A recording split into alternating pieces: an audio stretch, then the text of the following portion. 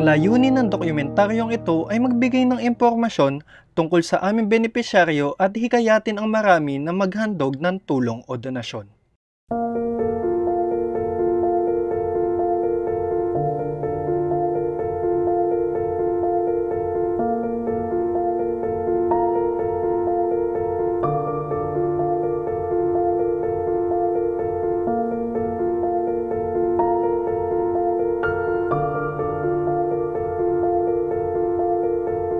Ako po si Janelle Medel, 40 years old. Wala po akong trabaho dito lang sa bahay dahil po ako ngayon ay mayroong sakit. Ako po ay na-diagnose na may nasopharyngeal carcinoma cancer. Isa po itong tumor dito sa ilong na lumalaki. At ang naging side effect po is yung pagbubukol po sa aking mga leeg. Sa ngayon po ay nakatapos na po ako ng treatment ng radiation and chemo. Kaso nung pong nag-CT scan po ako, may nakita pa pong bukol na natira dito. Kaya po meron pa po ako magiging chemo na 6 session. Nagpa-biopsy ako last February. Dito pa siya sa bukol ko sa leeg. Nag-positive kaagad siya sa carcinoma. Tapos pina-check yung ilong ko. Doon nakita na may tumor nga siya. Binayopsy uli siya ng by March. Doon nga talagang cancerous siya. Pero bago ako masimulan ng treatment, nagtagal pa ng 2 months kaya sobrang nahirapan ako. Yung araw-araw na dumadami yung side effects sa katawan ko. Sobrang hirap po.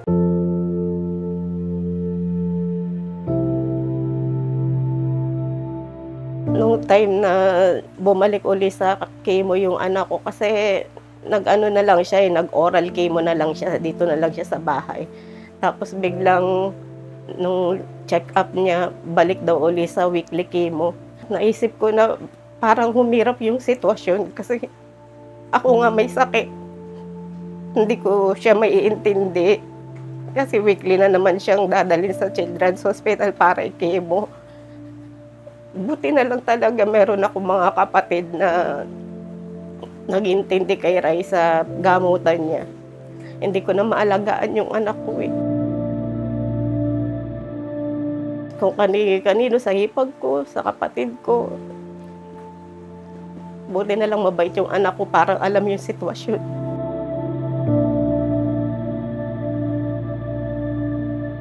Napakahirap po para sa akin na nagkaroon ako ng ganitong sakit. Kasi hindi pa nga po natatapos sa gamutan yung anak ko. Tapos bigla pa ako nagkaganito. Kala ko kota na ako dun sa anak ko, dun sa paghihirap naming mag-ina. Tapos tinamaan pa ako ng ganito. Ang hirap po kasi nung hindi pa po ako na-treatment para po akong pinaparusahan araw-araw.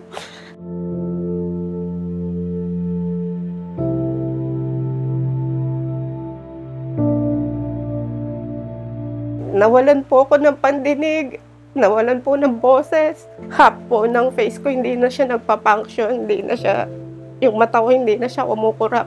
Nangiwi ako, hindi po ako makakain. Kahit po tubig, ayaw tanggapin po ng bibig ko. Kaya po, bumaksak po yung katawan ko.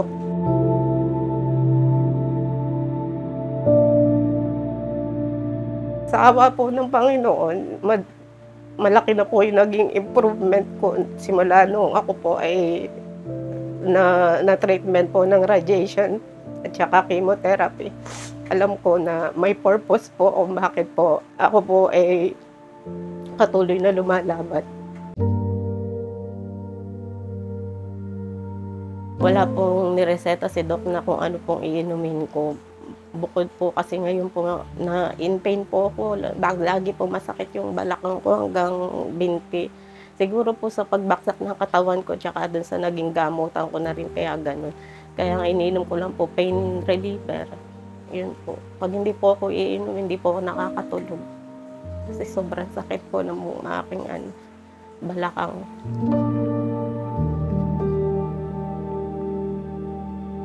Ang sabi naman po ni Doc, opo, madami naman daw pong case na ganito na naging okay po.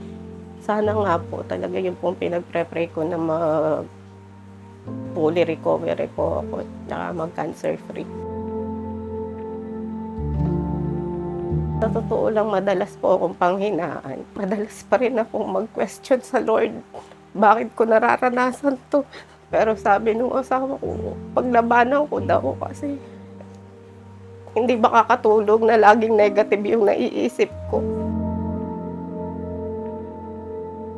Gaya nung sinabi ko dati kay Ray, ang dami naman masamang tao.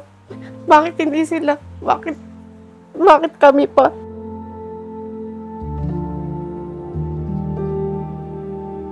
Ako ay nagpapasalamat sa muli sa The Virtue PH sa pangalawa pong pagkakataon. Una po doon sa first beneficiary po kasi yung anak ko. Maraming salamat po. Malaking tulong po yung nagawa ninyo para sa anak ko. Ngayon po para sa akin. Maraming salamat po sa tulong ninyo. Salamat The Virtue PH. Pagpalain pa po kayo nang sa ganun po marami pa po kayo matulungan na kagaya namin. Salamat. God bless The Virtue PH. Thank you po. Maraming salamat. Salamat na Virtue PH. Thank you talaga.